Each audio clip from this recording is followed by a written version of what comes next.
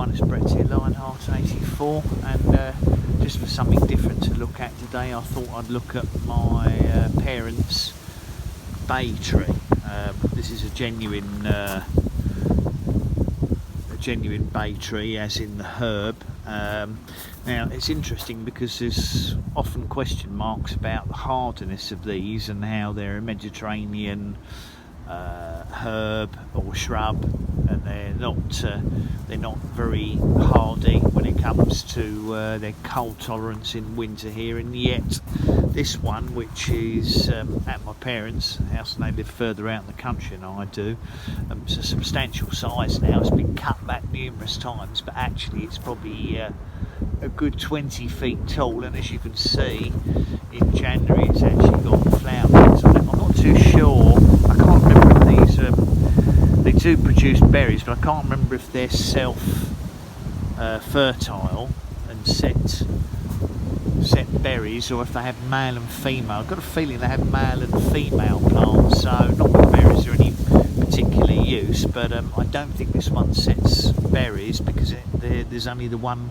plant here. But as you can see, it's got absolutely zero, not one leaf that I can see has got frost damage on it, despite the temperatures dropping to at least -8 centigrade at my parents', or whatever that may be in Fahrenheit, and despite the fact that the pineapple guava or feijoa, which is planted in front of it, has taken a fair bit of peripheral frost damage. Nothing that's going to cause the plant any problems. It's just burnt tips on the pineapple guava. But I've noticed people plant these in California and perhaps Victoria in Australia, seem to be extremely concerned about the hardness of them. But I don't recall this bay ever having any damage on it at all, frost wise, at any period. I think some years ago it got browned one year, but I'm not sure if that was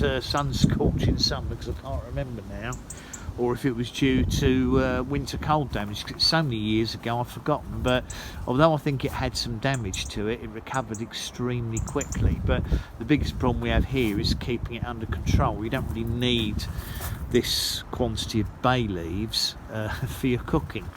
And you can see that really, if I walk back further, the tree is, as I said, it's a good 20 feet tall compared to the pineapple guava in front of it, which I suppose is about 7 or 8 feet tall. But it's a wonderful tree, and if you've got a large enough garden, they make a nice evergreen specimen, and you can make use of the leaves. But of course, a lot of people just grow them in a container, which they're ideally suited to, as long as you have them in a reasonably sheltered position, because I think if they're container grown, they might be more likely to suffer from cold damage. But in ground it's not an issue at all. So that's my parents' bay tree. I thought I'd feature something different for a change. It's the normal fruiting plants, and just mention it because it's obviously completely cold tolerant without any problems at all. Thanks for watching that short video. Please give me a thumbs up. Again, you're welcome to share if you think anybody might be interested in the hardiness of bay trees.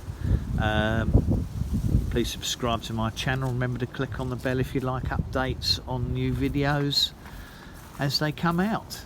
I will catch up with you all soon. Brett out for now.